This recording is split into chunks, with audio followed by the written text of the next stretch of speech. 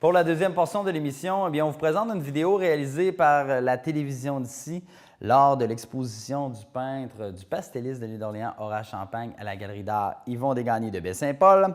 Ensuite, le maire sortant, Michel Paré, sollicite un second mandat à la mairie de Beaupré.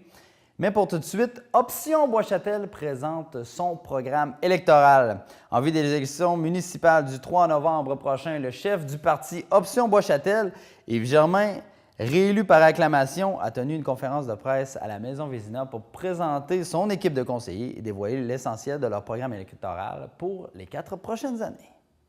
On a travaillé toute l'équipe ensemble là, pour concocter ce qui nous apparaît être les besoins les plus criants pour la population.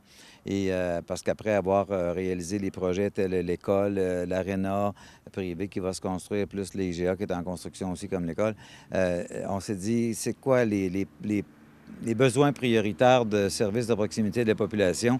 Un qui, évidemment, est apparu de toute évidence pour tout le monde, c'est de travailler sur un projet de clinique médicale.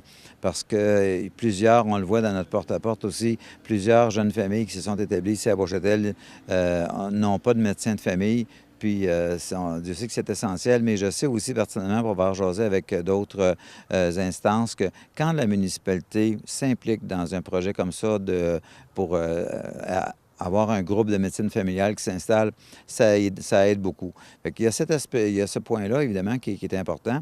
Il y a aussi, on veut s'orienter beaucoup vers le développement durable. Donc, ça veut dire s'assurer, entre autres, d'une bonne qualité d'approvisionnement en eau potable. Là, on est à échéance pas mal de l'utilisation de l'eau en provenance de la rivière Ferrée. Donc, on est à travailler avec le ministère de l'Environnement et on souhaite concrétiser assez rapidement une source d'approvisionnement d'eau potable additionnelle parce qu'on sait que c'est pour Bois-Châtel et l'Ange-Gardien.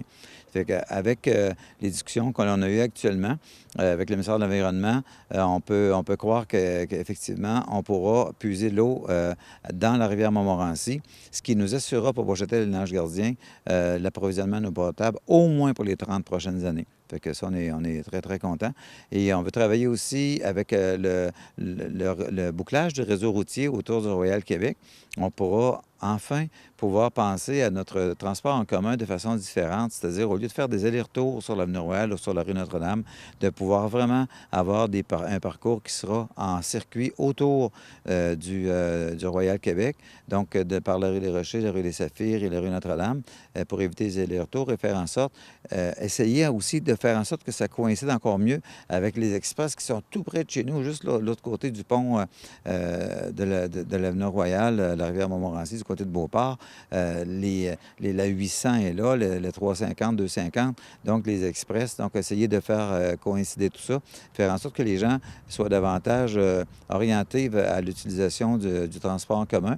Et aussi, on a à l'esprit un projet important d'un endroit où on pourrait aménagé un stationnement incitatif pour le transport en commun. Et un endroit qui pourrait peut-être dépasser les besoins de Bois-Châtel, être quelque chose qui répondrait aussi aux besoins de toute la côte de Beaupré.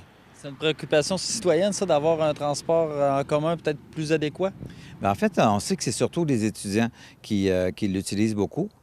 Mais par contre, pour l'accès à la colline parlementaire, c'est sûr que là, on vient chercher aussi beaucoup les travailleurs. Fait que c'est pour ça que plus on est organisé pour se donner accès aux express, plus les travailleurs sont aussi intéressés à utiliser le transport en commun parce que on a vu, tout le monde en parle, là, de la circulation accrue pour l'accès à la ville de Québec et au centre-ville. C'est sûr que si le transport en commun est bien organisé à Bois-Châtel, bien, il va y avoir davantage d'usagers encore. Ça, on y tient beaucoup.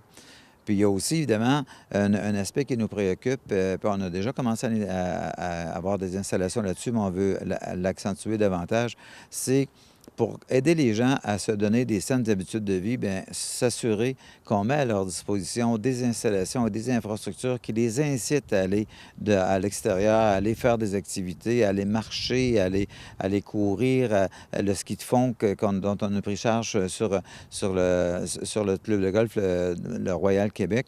Bien, peut-être avoir un pavillon à l'extrémité nord qui pourrait faire en sorte que ce soit encore plus rassurant pour les gens de savoir qu'il y aura un endroit pour aller prendre leur petit lunch ou aller se réchauffer avant de redescendre le 5 km ou à l'inverse aussi, ceux qui habitent déjà, il y a plusieurs personnes qui habitent dans ce secteur-là au nord du Royal-Québec, bien, ils pourront encore plus facilement utiliser ces installations hivernales-là que l'on entretient maintenant là, avec une grande qualité. Les gens nous en parlent.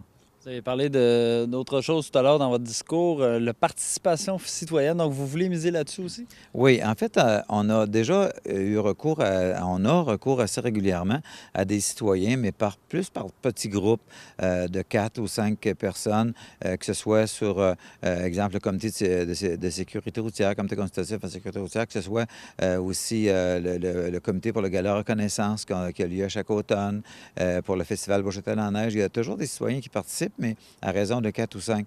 Là, ce qu'on n'a jamais organisé puis qu'on aimerait organiser pour avoir une réflexion plus approfondie encore sur des sujets précis qui préoccupent les gens, ce serait de tenir un forum citoyen.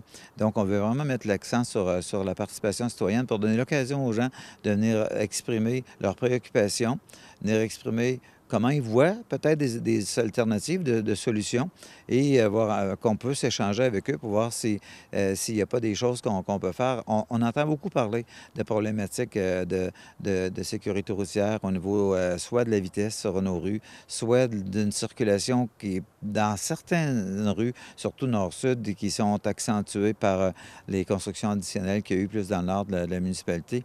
Bien, essayer de voir les solutions, puis on aimerait beaucoup à Beauchâtel être des précurseurs, être capable de trouver des solutions par et avec nos citoyens pour faire en sorte que cette problématique-là soit atténuée.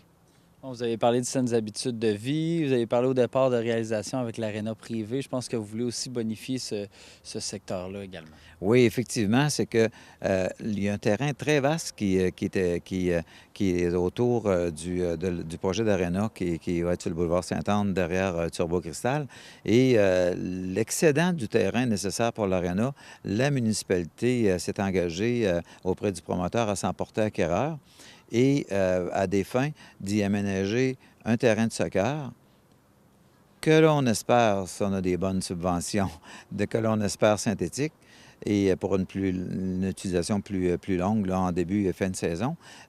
On aurait de la place aussi pour y aménager un deuxième parc semblable au parc de Lens qui est au carrefour Giratoire-Irving, avec en plus à cet endroit-là, parce que c'est plus avancé vers le fleuve, d'y installer une tour d'observation.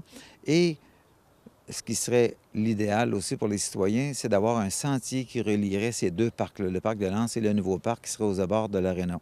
Donc ça, c'est un souhait que l'on a tout le monde au niveau de l'équipe Option Beauchâtel pour faire en sorte de donner encore plus d'occasion aux gens de s'approprier le fleuve. C'est notre limite sud.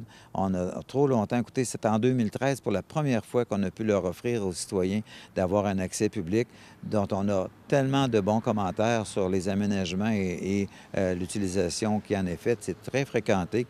Donc, on aimerait pouvoir continuer avec le parc qui serait aux abords de l'Aréna, effectivement. Donc, beaucoup de projets pour le prochain mandat? Oui, effectivement. C'est d'ailleurs ce qui m'a motivé à me présenter pour ce dernier mandat, 5e et dernier mandat, avec la grande surprise en plus d'être élu sans opposition, ce que j'ai grandement apprécié de la part de la population de Beauchâtel. Et ce que je leur promets avec Option Beauchâtel, c'est de faire en sorte que ce dernier mandat-là soit aussi productif que le dernier mandat où on a su livrer tant de bons et de beaux services que la population souhaitait depuis longtemps. Monsieur Germain, merci. Ça fait plaisir. Merci beaucoup.